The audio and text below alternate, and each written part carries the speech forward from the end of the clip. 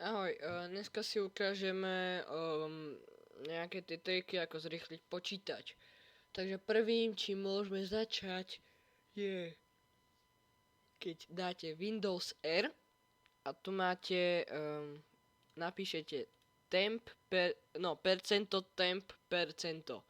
Tu vlastne máte všetky zbytočnosti alebo tak a to všetko vezmete, viem, že sa to dá robiť cez Ctrl A, to je jedno, a dáte delete. Ono sa to bude premazávať a zatiaľ, kým sa to premaže, daj like, to je jedno. Potom, keď vám toto vyhodí, tak zaškrtnite to a dáte vynechať.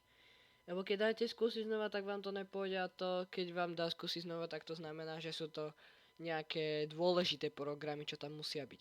Dobre, teraz dáme zase Windows R a teraz napíšeme už iba temp. Bez tých percent. A to je vlastne to isté, lenže je to temp. Dáte delete a toto keď vám dá, že pokračovať, tak dáte, že pokračovať. Zase zaškrtnete vynechať a let's go. Dobre, teraz dáte zase Windows R a teraz napíšete prefetch. Prefetch napíšete, toto to máte teraz, prefetch. A dáte pokračovať a dáte Ctrl A delete. Vynechať.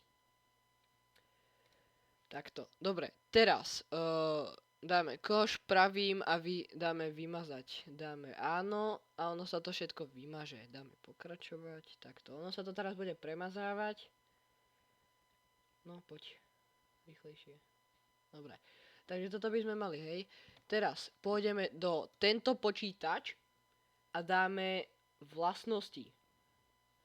Dáme rozšírené systémové nastavenia a dáme výkon. Dáme nastavenia a toto dáte, že nastaviť s cieľom dosiahnutia najvyššieho výkonu. Ak to nemáte, tak to dajte alebo dáte vlastné a niečo zaškrtnete, čo nechcete, že aby bolo krajšie písmo alebo tak. To je vlastne no to a potom toto povypíname a teraz napríklad ja to mám, že herný disk a lokálny disk. Záleží, to je jedno proste, vy máte možno jeden disk.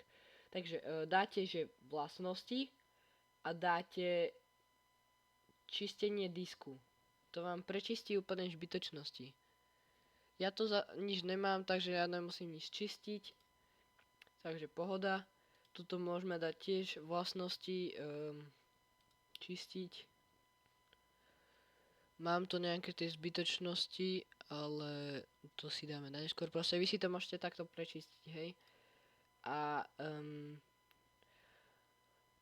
keď pôjdete ešte semka a napíšete správca úloh. Mne to tu akorát nejde, takže bomba. Proste napíšete si správca úloh a tam si niektoré veci spravíte.